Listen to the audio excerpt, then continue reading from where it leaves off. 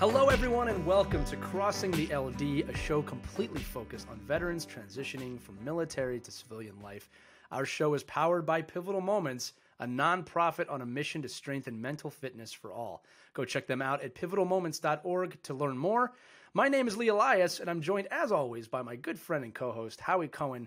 And Howie, today we're going to mix things up a little bit. We're going to do something a little different. I'm actually going to interview him, Howie, you, the person I'm talking to right now, as our guest, as he has his own transition advice and experience to share with our audience. We will return the favor. Howie will eventually interview me as a military spouse. We felt it necessary. It kind of makes sense to do this. We're the host of the show. You probably should know a little bit about us. And speaking of that, Howie had a unique 27-year career in the military as an Army signal officer, which included multiple assignments in airborne and special operations forces. His military career culminated with his assignment as the Deputy Commander and Commander of the White House Communications Agency from 2003 to 2007. WACA, as it's pronounced, provides voice, video, and data communication services for the President of the United States, the Vice President, the First Lady, senior White House staff, the National Security Council, the United States Secret Service, and other government organizations and agencies. Some familiar names there. Howie served in WACA while supporting the Bush 43 presidential administration. Today, Howie operates as the owner and president of Cohen and Associates LLC, which provides leadership consulting that includes building a winning team culture, strategic plan execution, improved organizational communications, improved decision-making, organizational assessments, and leadership training support. Howie also serves as the director of the Charlie Mike channel in the Pivotal Moments organization. And Howie, I know you're here every week, but it really is a pleasure to have you here today. Welcome to your own show. Thank you, Lee, and thank you for the introduction. Oh, it's my pleasure. I enjoy reading these, but it's actually good. I was able to do really good research on our guest today. No problems getting to any of that. But let's jump right into it, Howie, like we normally do. Sure. Your experience serving in the Special Operation Forces community and WACA, the White House Communications Agency, is just fascinating to me. And I want you to share some of the memorable experiences from those assignments. Again, over the years, you've told me many of them, but it really is an amazing place that you got to work, the things you got to see, and the things you got to do. Yeah, and to be honest with you, my time in the special operations arena, especially with 3rd Ranger Battalion, were defining moments in my life, and I'm happy to share a couple stories. Let me first start though with a couple schools I attended. I think really made a difference for me, and the first was Airborne School, the second was Ranger School, and the third was Jumpmaster School. And I know it's not a natural thing to jump out of an airplane at anywhere from 1,000 feet or higher, or in combat even lower. But the things that some of these schools taught me, I think, really again helped define me as an individual. For example, simply overcoming fear. Right? Anybody who says when they get out on the in the door of an aircraft that's moving about 120 knots and is not afraid is either lying or they're just out of their mind, right? So the question isn't about not being afraid, it's about managing the fear and still doing what you have to do to succeed, right? Another thing that I learned in these schools that served me well throughout my time in the military was how to operate in a highly stressful environment. Because that's what I consistently found myself in while going to Airborne School, and in fact, Ranger School is designed to create a high stress environment by reducing the amount of time of sleep you get each day, reducing the amount of food you get each day, which physically induces stress, and then you have to perform to a high level conducting patrols. So just learning how to operate in a high stress environment was a key learning opportunity for me, and then how to motivate yourself and others when you're tired, right? Are you insinuating that working with the president and vice president is a high stress environment? I will tell you, of all the things I did in my career, that was probably the most stressful environment that I ever worked in my 27 plus years of being in the military.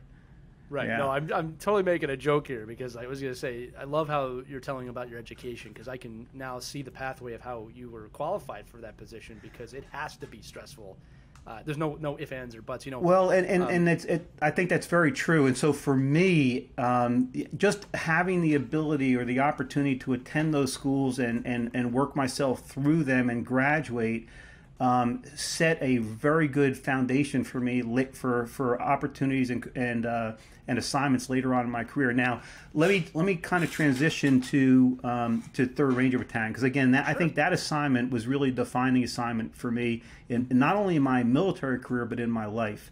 While assigned to that organization, I was there for 3 years. I was the first signal officer in 3rd Ranger Battalion when we activated. I learned the importance of discipline. I learned the importance of setting and enforcing high standards. I learned, the critical importance of personal and team accountability, the need to train and perform to a very high standard. And so let me share a couple stories I think kind of epitomize what I just talked about. When I was in 3rd Ranger Battalion, our battalion commander, who to this day I think was probably the finest trainer of men for combat that I'll have ever seen, he created a training event called the Omega Platoon. So essentially all the officers in the battalion were in this platoon. And he was the platoon leader. The battalion executive officer, who's the second in charge, was the assistant platoon leader. And since I was a communications officer, signal officer, I was the radio telephone operator, the RTO, so I carried the radio. So everybody had a position, whatever position you were in the battalion. If you were an officer, you had a position in the Omega Platoon. And literally what he did is he would take us through a training event, like, for example, setting up an ambush or conducting a raid.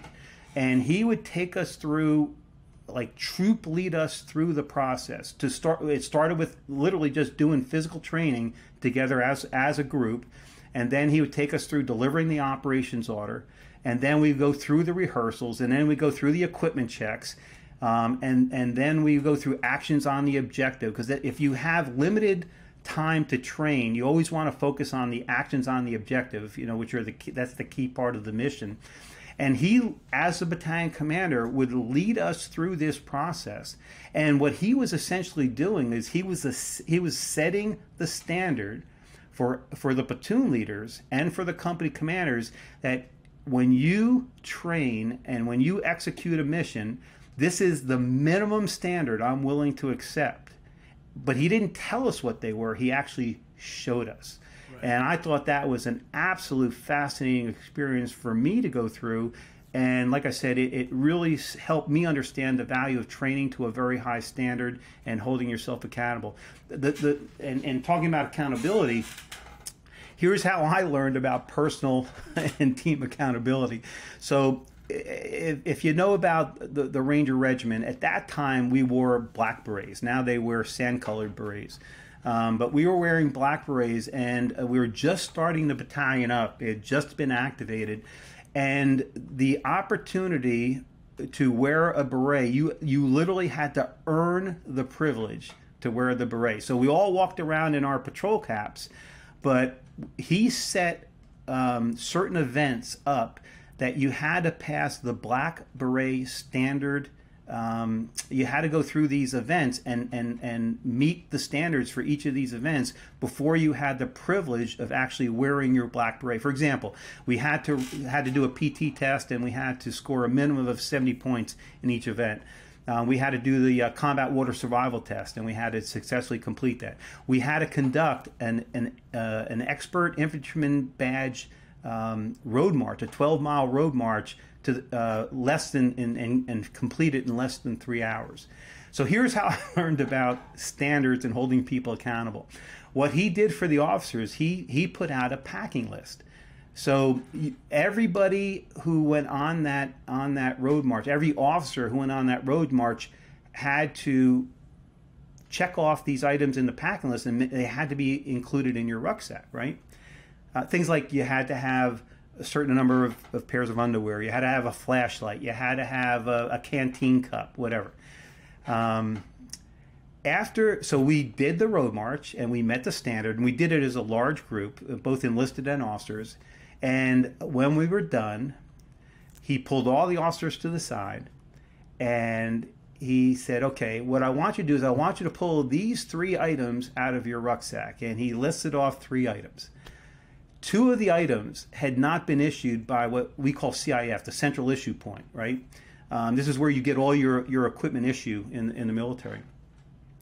And when a number of us, and I happen to be one of them, could not produce one of these items, he says, well, the good news is that you're able to do the road march in 3 hours. The bad news is you didn't do it according to the established standard and the packing list, so you're going to get to do this again.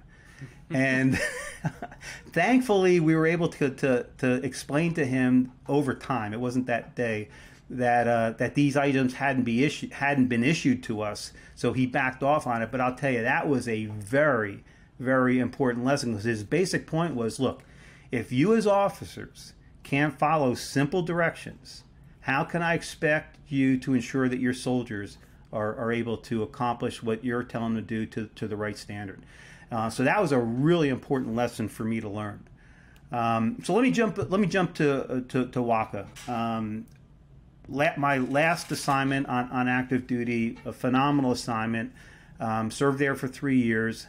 What you have to understand is the president basically wears 3 hats. He's a head of state, he's a commander-in-chief of the military, and he's a chief executive of our country. So you're literally operating in a no-fail environment. And I have never been a greater example of a no-fail environment than that. Like, for example, we had to set up head of state calls for him, to talk to his counterpart in France or Russia or Germany, or pick a country, China. The last thing you want to happen is for that head of state call to drop, you lose the connection, because I'll tell you, your entire week changes significantly once that call drops. But you literally get to see history made every day. But if I were to look back on some of the experiences I had, a couple come to mind.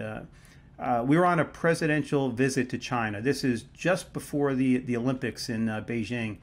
And when you travel with the president, there's a what they call a hub hotel, the hotel where all the staff are in, and in most cases, the senior White House staff and the president will stay in that hotel as well. But it's really important. We're told to stay out of his way, keep your distance from him. And so I happened to be down in the basement of the hotel. That's where the gym was, and I was running on the treadmill. I just finished up a run. I was sweating profusely. There was a bench, a workout bench, right behind the treadmill, and I laid my credentials and my cell phone on the bench. And just as I had finished up the run, I was getting ready to start my cool down stretching. I hear some commotion, and I'd been around it enough to know that the president is coming into the gym. And he worked out routinely. I mean, that was very common. But, you got the whole Secret Service entourage, and so I immediately moved to a portion of the gym that was around the corner, out of sight, so that I could cool down, continue my stretching. And I'm about 5 minutes into it, and all of a sudden I hear, Cohen! And I perk up, and I realize it is President Bush calling my name. And I jump up out of whatever position I was in on the mat, and I go running over to him, and he's holding my phone in his hand. He says, Cohen, hey, you got a phone call here. And I look at him and said, oh my God, Mr. President, I am so sorry. I'm supposed to be providing communications for you, not you providing communications for me. Well, he was just joking. He actually wanted to use the bench. But that was kind of a memorable experience for me. Another, I will tell you, the most significant experience for me, though, was it was our first overseas trip. We visited England, France, and Germany. We were actually over for the when he addressed the folks at the Normandy cemetery. Mm-hmm. I got a chance to see that cemetery, which I probably would never have seen on my own. As we were flying off from the cemetery, we hovered just a little bit north of the Normandy beaches, where that conflict took place. and got a chance to look at Pointe du Hoc, which is where 3rd Ranger Battalion, which is the battalion I was in, actually climbed to the summit, went up a rock face and overtook a German machine gun position. So that was kind of cool. But then we went to Italy, and he had an actual session with Pope John Paul VI when he was still alive.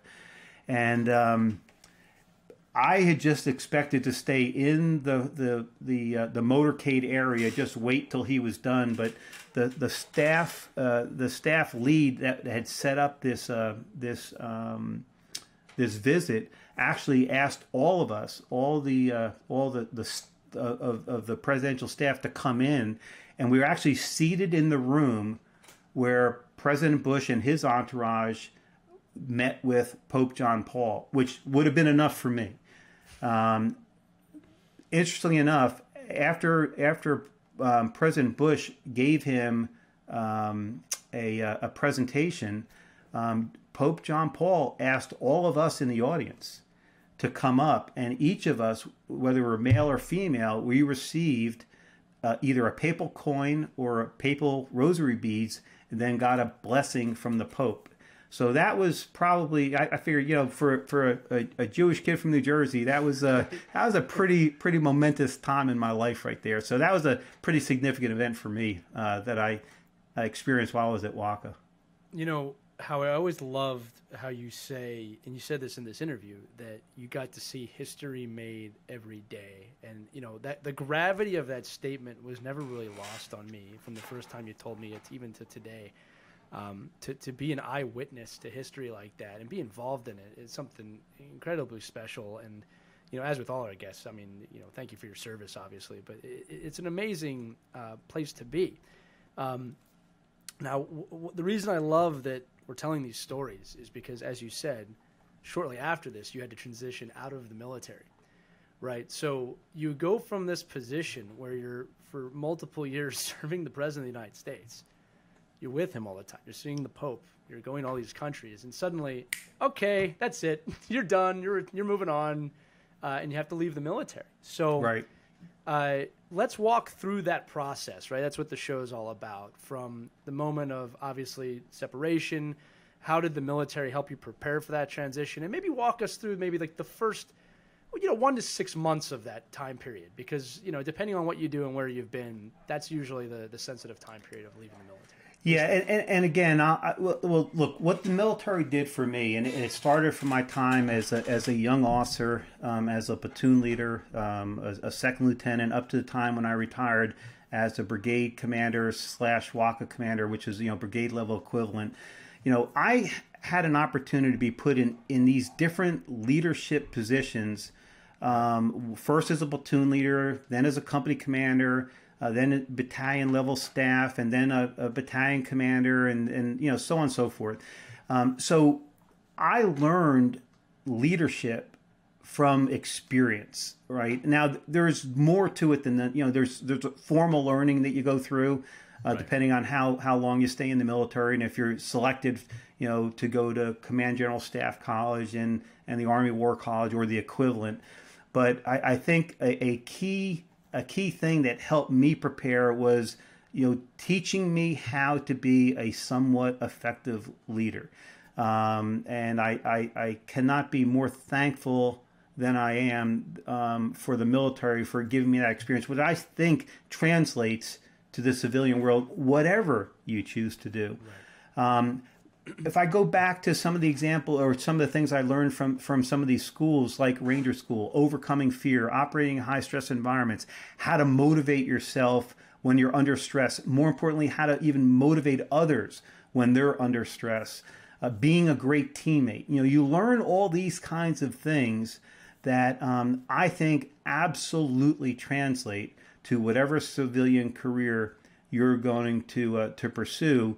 And I'm thankful to the military for giving me the opportunity to learn those things. So that's the first thing, how the military helped me the transition. Now, very specifically though, and I know each service has their own version of it, but the Army has what they call the Transition Assistance Program, and so I committed myself to signing up for that. and going through not only the basic module, but there are several other modules, and even allowed myself time to do it multiple times, right? Because I figured, look, I've got to take the time. Sometimes we're so focused on the mission and taking care of our people that we actually put we think of ourselves and our families last. And I wanted to be careful not to be guilty of that myself. So I carved out the time to go through the transition assistance program, and each of the modules they had to interview. You know, they give you a list of 64 tough interview questions. And, you know, so I think the military did a reasonably good job of providing a transition program that I felt was helpful. The other thing I did, and look, this is something I did throughout my entire career, so why wouldn't I do it now, is I sought out mentors. I sought, you know, people who had already done what I am trying to do, and whether it was, you know, command a company, command a battalion, command a brigade, whatever. I sought a great leader. I sought out people who had gone through the transition, and sought their advice, their guidance, and their counsel. And I think that was a huge help to physically, mentally, emotionally, spiritually prepare me for what I was about to go through. So I think that was a very important step as well. Yeah, you know, it's something also important to bring up is that, you know, I know just from the people that I was around when my wife separated that a lot of people kind of have this attitude of, I'll be fine. I'll just wing it, or I can do it. It's not a big deal. And I just find that largely is never the case. You know, it's funny because I was somewhat a fly on the wall for the process for a lot of people, obviously, being a spouse. And again, as I alluded to earlier, spouses go through their own version of this as well. But the truth is, you know, it is so important that people do what you just said. Search out mentors. Talk to people that have done it. Use what the military, you said transition assistance program. Find those avenues and really take the time. I think it's a huge deal that you also said, Howie, that, you know, and there's so many iterations of teammates, self, you know, and the mission. And I was so enthralled by that, watching my wife and being around military bases with the mission and the commitment to that. As a team builder myself, I couldn't deny how well that was done.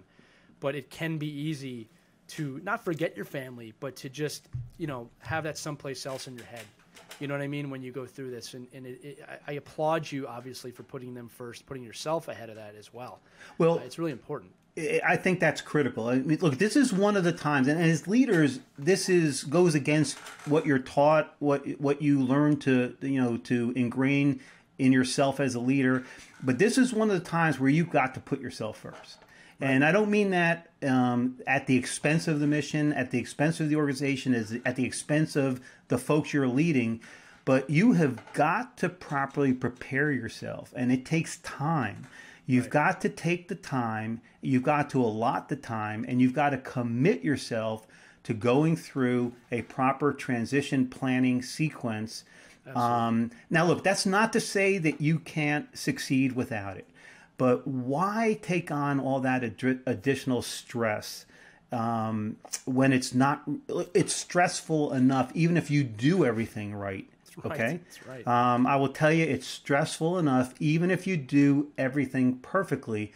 So why add unnecessary stress, not only to yourself, but to your family? So this is one of the times where you really owe it to yourself to put yourself first.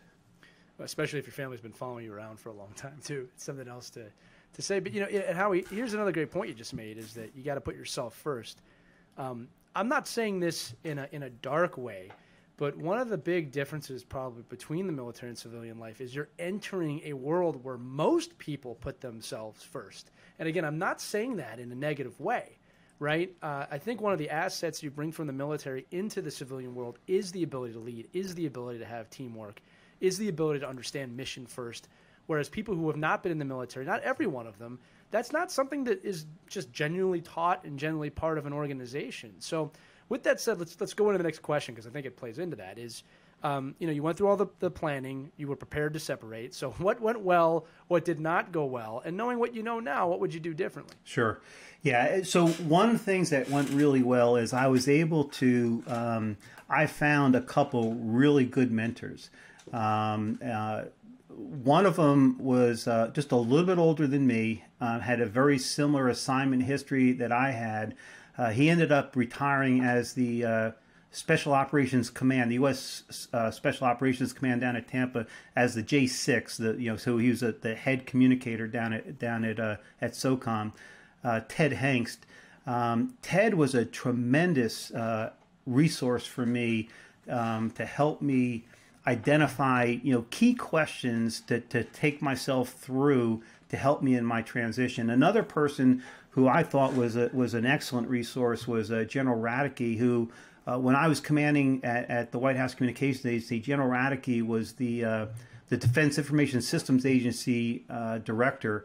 General Radke sat me down and took me through a number of things that helped me kind of prepare myself mentally, for the transition. So I was fortunate enough to find several really good mentors. The second thing that really went well for me was, look, I selected the right company to go to. It is very common for folks in my situation to change jobs 3-4 times in 18 months because whatever reason, right? The company I went to work for, the Morgan Franklin Corporation, I was with them for 6 years. And so my ability to establish criteria for job selection and find the right company that met most of those criteria enabled me to stay with that company for the better part of 6 years. In fact, I will tell you this right now. Had they not sold off our business unit to another government contractor, I would be willing to say that I'd still be working for Morgan Franklin today. That's how much I loved working for that company and enjoyed being a part of that team. So that was the taking the time to establish good criteria and holding myself accountable to them helped me select the right company to go work for. Okay. What did not work well, once I got there, and I just got done telling you I made the right choice for the company. What did not go well there, and it wasn't their fault, was, look, I worked in an organization or in an entity that we didn't work for profit, right? In the military, you are assigned and have to accomplish a mission, and essentially you're given the resources to accomplish that mission. So whether it's money, equipment, people, I didn't have to worry about running a business, right? And so I was really, really short on the for-profit business skills that it requires to be successful in that environment. And I struggled with it. I struggled with it for quite a while. So by not understanding financial metrics and the finances of running a business, and I chose to work in government contracting. And look, I had zero understanding of the government contracting process. And it took me quite a while to learn it and adjust to it. That's something I probably could have done better as I prepared myself for the transition, because that was tough. Now, the good thing is that because I worked for such a high-quality organization with extremely high-quality leadership, and Bob Morgan of Morgan Franklin Corporation happens to be the most senior leader of Pivotal Moments. Bob Morgan and Rob Franklin, the two co-owners and co-founders of the company, recognized what I was going through and thought enough of me to actually hire a consultant to kind of advise me and assist me with my transition into understanding business. And so they paid that out of their own pocket. They didn't have to do that. But that, again, that's the kind of quality organization that I was a part of, and that really helped in my transition. But had they not done that, I would have continued to struggle and flounder and probably question myself. And again, this was a great organization, right? And so you could see how even in the good organizations, it can be that the transition process going into a business for-profit environment could be really challenging for someone coming out of the military. Totally. You know, I love that you said that Morgan Franklin went out of their way. They saw you as an asset and they wanted to help you grow. You know, we're going to talk about that a little bit later in the show as well. You know, I think it's also important to note that, you know, we've done a few of these podcasts, and I always like to reiterate this, that, you know, if you served in the armed forces, you are an asset to whoever you're working for, just based on your ability to be part of a team. And I don't think a lot of people transitioning understand that, because they've been part of a team within the military, and they don't realize how big of an asset that can be to an organization on the outside. Again, we've talked about that on several episodes, and it would behoove you, if you are transitioning, to know. Again, you know, it's not something you want to have a big head about, but it's something you want to know when you walk in, that you probably have more experience in a team environment with a mission-first mentality than the people working there. Now, at the same time, Howie, as you just said, in the for-profit world, you know, the bottom line is everything, and that is the mission, right? for lack of a better statement, and that needs to be understood. So you talked a little bit about Morgan Franklin. You worked for 3 different companies since retiring for the military.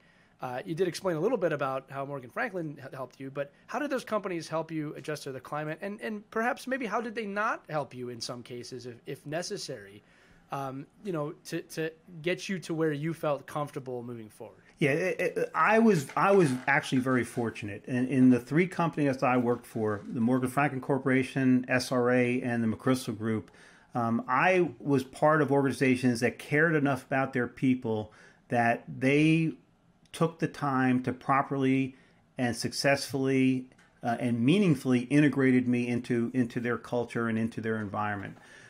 So I was very fortunate that I had very positive experiences there. I just explained to you some of the commitment that Morgan Franklin made. When I think about SRA, it's a little bit of a different situation, but even more significant was that we were acquired, right? So this wasn't by choice that I left Morgan Franklin and went to work with SRA. I was part of an acquisition where I was one of 3 key leaders of a business unit that now had to integrate into an existing organization, existing culture, an existing set of processes and procedures that were set that were in many cases very different from Morgan Franklin. Look, Morgan Franklin, by the time our business unit was acquired, was probably about 350 people. When I first joined, was probably about 150 people. So a relatively small organization, very agile.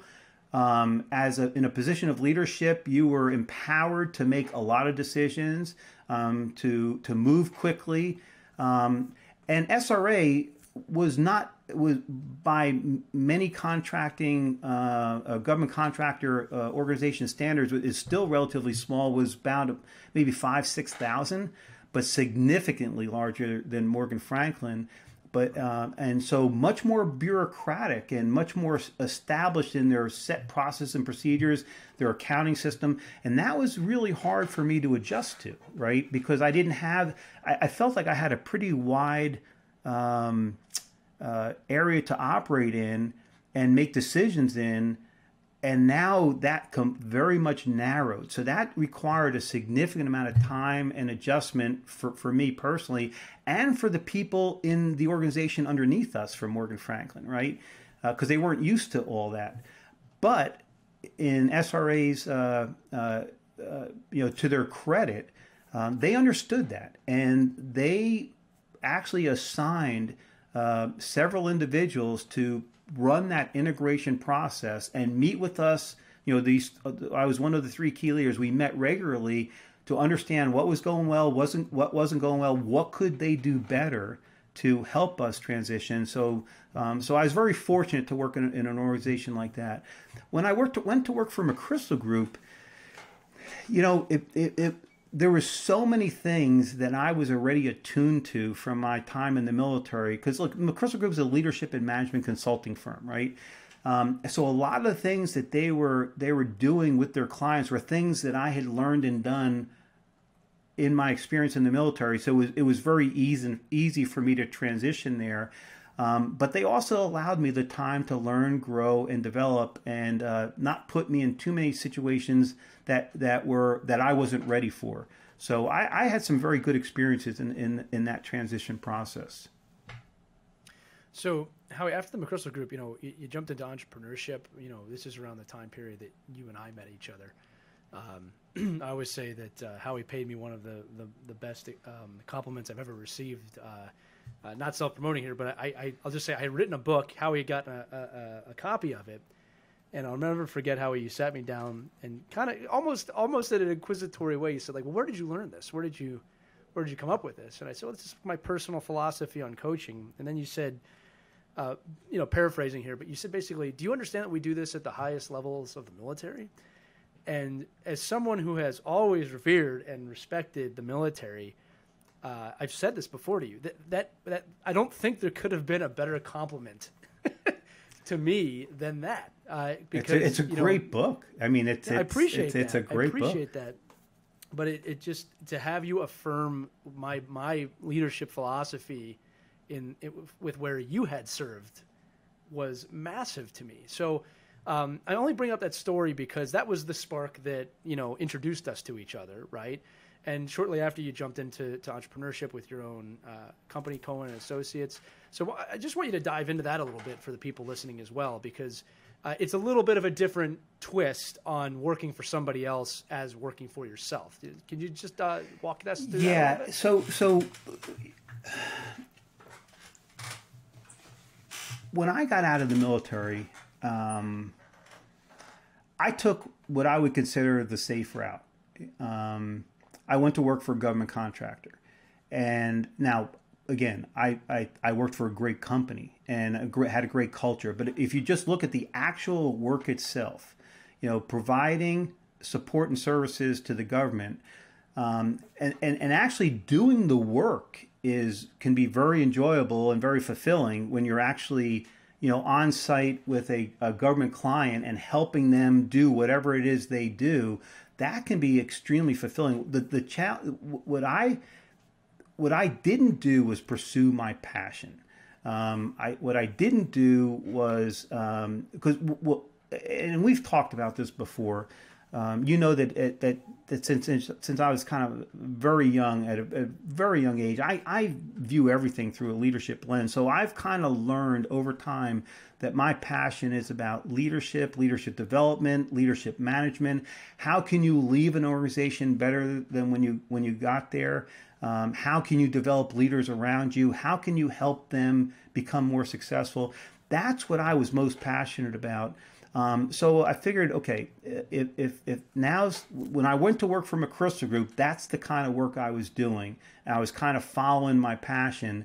And when I transitioned out of McChrystal Group, I figured, look, if I'm going to do anything else at my age, I'm going to do something that I really want to do, enjoy to, and where I can bring value to a client or to a customer. So that was like the first thing, was follow your passion. Right.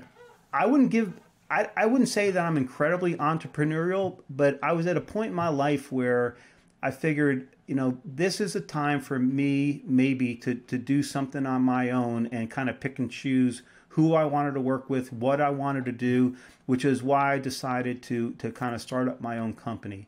That's kind of how I arrived at that decision. Yeah, and I think it's something important to say, because entrepreneurship, it's the world I'm in as well. It's funny because I don't think any entrepreneur that's successful gets there without having worked, for somebody else, right? Or having those experiences.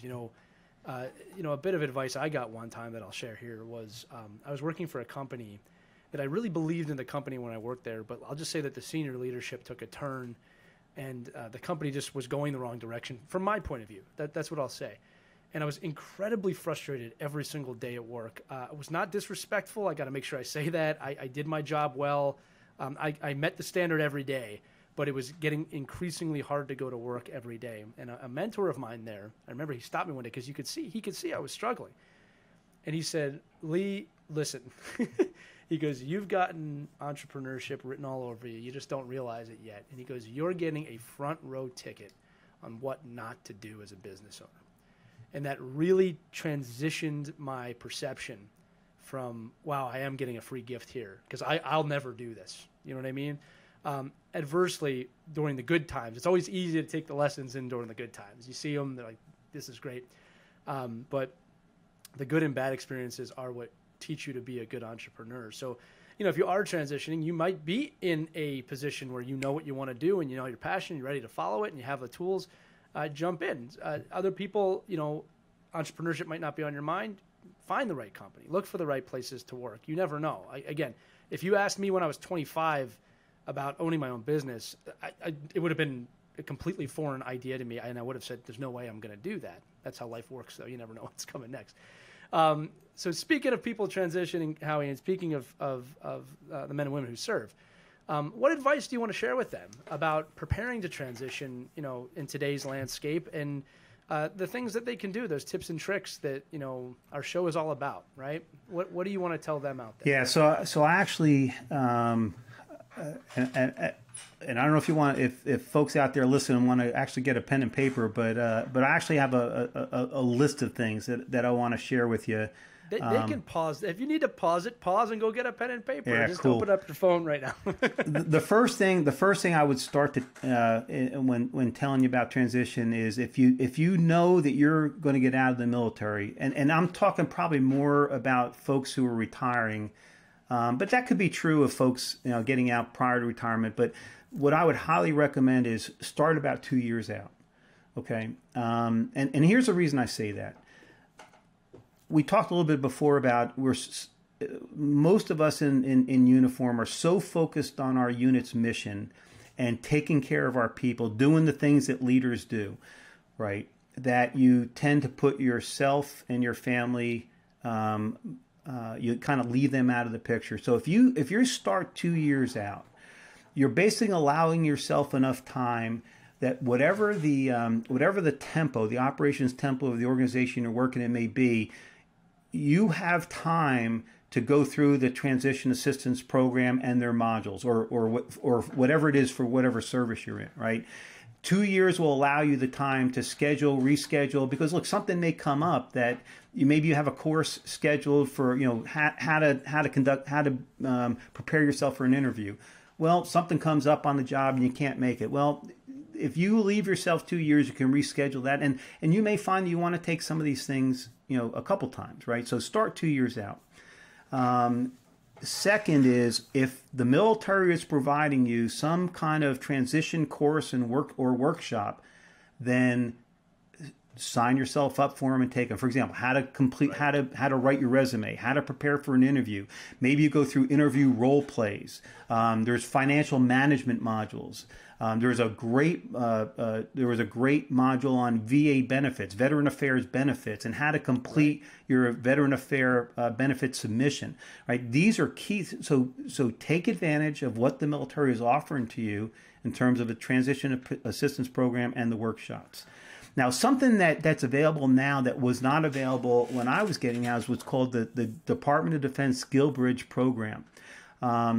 I would certainly take advantage or consider taking advantage of something like that. And essentially what that is it's an opportunity for folks in uniform to gain valuable civilian work experience while they're still in uniform, and they may work in a very specific industry which maybe you want to go into, maybe you don't want to go to, but it's an opportunity for you to actually learn about the civilian workforce while you're still in uniform, and you still get paid to get that learning. So they offer apprenticeships, internships, and normally this is offered for the last 180 days or 6 months of your military service. So I would definitely take advantage of that program. And hopefully you're working for a chain of command that will allow you the time to do that. And in fact, I know an individual who's going through it right now, and I hope to get Colonel Jeff Worthington as a guest sometime in the future once he completes his transition. He's actually going through the DoD Skill Bridge program right now, and I'd love to share his experience with the audience because I think you'll benefit from it. Two other guests that I hope to get on this podcast soon run a company called Space Systems down in Tampa, Florida. They actually, for folks in the Tampa area, military folks in the Tampa area, they have taken a handful of folks and brought them into their company and allowed them to intern there for about a 6-month period and help them in their transition. So I think that's a great program to take advantage of, and I encourage folks to do that. Another thing that I did not do well that I would definitely recommend you put immediate focus on for yourself and your family is, because when you're in the military, you don't have to think about health insurance, right? You don't have to think about dental insurance. You don't have to think about life insurance because you get SGLI, right? Which when I was in the military, I could insure myself for up to, I think it was like $250,000. Maybe it was up to $400,000. And I think it cost me like $25 a month, So my point is, start planning your health insurance, your life insurance, your dental insurance. Start planning that while you're still in uniform. And because the thing is, if you depending, and especially life insurance, the younger you are, the less you have to pay. The older you get, to get really good coverage, you're going to pay a lot more for. So I did not do a good job of planning that into my transition, and those are some mistakes I made that hopefully I can help other folks avoid those choices. The military offers a survivor's benefit plan, and this is more for retired folks, right?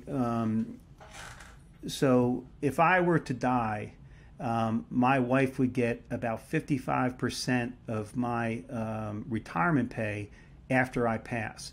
And you have to make a decision right at the time you retire to either go into the program or not go into the program.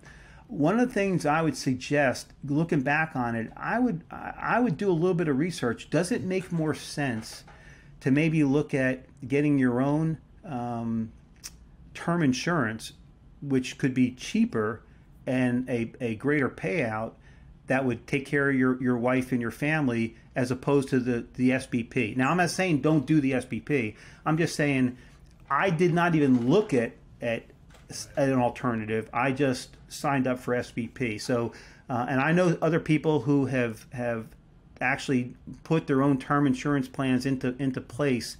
And I didn't even consider that. So I would say take the time to do your homework on that and think about it. The other thing I'd like to share is I talked about Ted Hengst, who was a great mentor for me as I transitioned. And he gave me a handful of questions to take myself through to help me decide what I wanted to do. And I'd like to share those questions with the listening audience. The first question was, you got to decide where you want to live. Like I was in... when I retired out of WACA, I was in the D.C. area, the Northern Virginia area, right? I decided to live in this area, but if you're in my position, you may want to move someplace else. So I think the first question is, and this is a family question, you got to involve your spouse in it, is decide where you want to live. The second question is, do you want to work for the government, or do you want to move into a civilian, a corporate employment experience? I chose to go into a corporate environment because I'd worked in the military for over 27 years. I felt like I kind of understood that environment. I wanted to experience something different. Other people maybe want a little bit more security and think that working in the government will give them that security. So you got to decide: do you want to work in the government, or do you want to move into the corporate world? And then if you decide to go into the corporate world, you got a choice. Do you want to work for a for-profit organization, or do you want to work for a not-for-profit organization? you just mentioned about entrepreneurship. That's another decision that you might want to consider. Do you want to start your own company, work for yourself, or do you want to work for someone else? And then if you decide to work for someone else, I think a key question you have to ask yourself is, do you want to work for a large company or do you want to work for a small company? And there are benefits to each of those, right? Again, I had experience working in a large, bureaucratic, hierarchical organization. My personal preference was I wanted to work for a small organization that was agile, where I would feel like in a position in that company, I had an opportunity to influence things. And so I chose to work for a small company. But that's a key decision. Some people feel a lot more comfortable in a larger organization and are happy to just be given a very discrete lane to operate in, and that's the way they're happy to work, and that's fine. Now, another key decision was, do you want to work in a staff position or do you want to work in a profit and loss, a P&L position? And there's advantages to both of these, right? If you're like, when I say staff position, or if you have an HR background, it might be prudent for you to work as a director of HR or an HR staff person, right? If you have a marketing, a little bit of a marketing experience, or maybe you want to be working in marketing and sales in an organization. Or do you actually want to be in a P&L position where you're driving operational, an organizational, you're driving, you're leading, an organization that's driving profit for the company, all right? So I think you have to decide which of those positions you want to work in. I think as you start to prepare yourself for a transition, one of the things I thought that helped me was I wanted to establish a clear set of criteria that as I was interviewing with companies, and oh, by the way, you're not just interviewing with companies, you're actually interviewing the companies as well, okay? But I wanted to establish a good criteria list and see which companies, met whatever criteria I was looking for. An example would be salary, benefits, and by benefits I'm talking about, paid time off, health and dental insurance, flexible spending accounts, formal educational opportunities, technical certifications. Different companies will offer different kinds of benefits, and I think you want to understand what those benefits that are available to you and assess them before you make a decision. A really important criteria for me was assessing the organizational culture. I wanted to be a part of an organization that subscribed to the same kinds of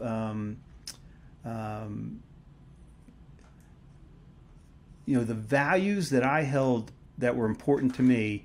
It was important that the company I joined held those values important to them. So I might be willing to take a little less money, knowing that I was working in a company or a corporation or organization that was culturally aligned to the way I operated. That was more important to me. And then the last thing I'd say to you is, look, everything is negotiable when it comes to benefits, okay? Another strong piece of advice that I was given that I would pass on is, when you're still in uniform, create your network contact list, right? Develop a list of the people you know that have recently transitioned, their email, their phone numbers, and as you now make the decision to get out, you want to let these folks know that you're getting out and that you're now available, for hire, and your ability to find a position is going to be greatly determined by the network that you reach out to, okay? So I think a really important thing is create that network contact list. Already talked about coaches and mentors, and then the last thing I would say is take advantage of the 9/11 GI Bill. The good thing is that now folks that get out of the military, at least retire, they can use that for themselves, or they can use that, to help their children get through school. I didn't have that option. If I had known, I probably would have stayed in about 18 months longer, because I could only use it for myself. Bottom line, though, is there's a great opportunity in the 9/11 GI Bill to take care of yourself or your family members in pursuing education, and I would highly encourage folks to take advantage of that. Especially today with tuition costs through the roof. So, Howie, that was excellent. There's a lot of great points there. You teased me on an episode ago about how I'm really good at coming up with names for people's books.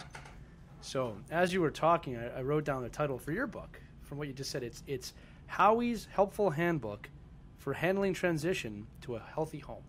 A lot of H's there. I made for you. That was the point. It kind of rolls. Yeah. No, Howie, in all seriousness, that was a lot of great advice. I hope the people listening did re-listen to that or write it down, because everything you had just said is a pathway to success during transition. The last question I have for you, as we typically ask here, is we focus a lot on, obviously, veterans and people retiring and people transitioning, but we also like to focus on the organizations that do hire military veterans, because there is another side to it. We know we do have business owners and leaders that listen to this show looking for tips and tricks to make their workplace, to make their ethos better for military veterans. So what advice do you have for those organizations to help them effectively receive military vets into their organizations? What can they do to help that transition, and most importantly, make those veterans an asset, because they are an asset? Absolutely.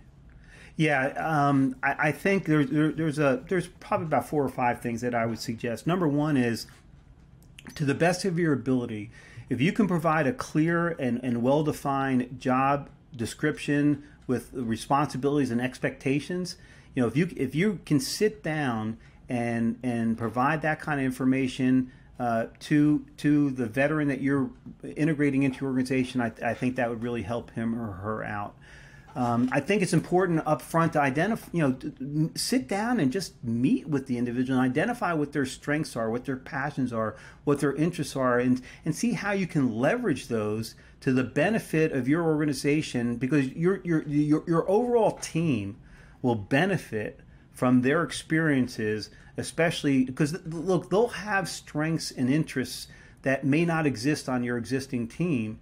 And why not leverage that to the benefit of the overall organization?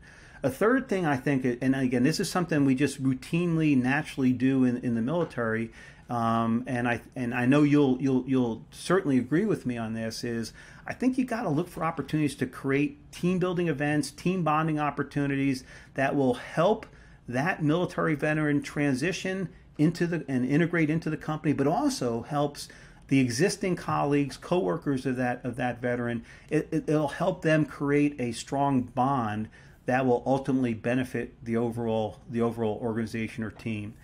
I talked about this, and so I'll just highlight it, is if you can provide basic understanding of business concepts, I think that would be really beneficial to a military veteran, whether you have that in your organization already, or bring in a consultant to help do that. I think you'll set that veteran up for success.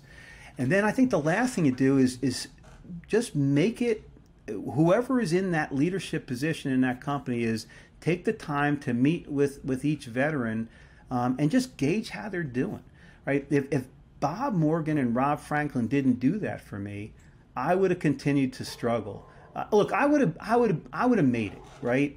But they probably cut months off my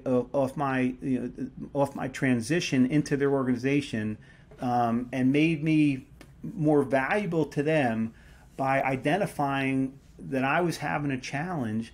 And the reason they did that is because they were willing to come down to my area where I worked and just sit down and talk with me. So I would really encourage leaders in these organizations, take the time to get to know that veteran, and not only just the initial when they walk into the organization, but maybe it's every couple weeks, maybe once or twice a month, and just check their temperature, see how they're doing, and that might open you up to ways that you can help them, get over the hump. Howie, one thing I want to say about those are great tips, by the way, is that those are great tips regardless if it's a military veteran or not for any company, right, to be treating their employees. And the way I like to look at it is that not just are those great tips for your actual employees, but a military veteran will absolutely take those and put them to the next level for you, right?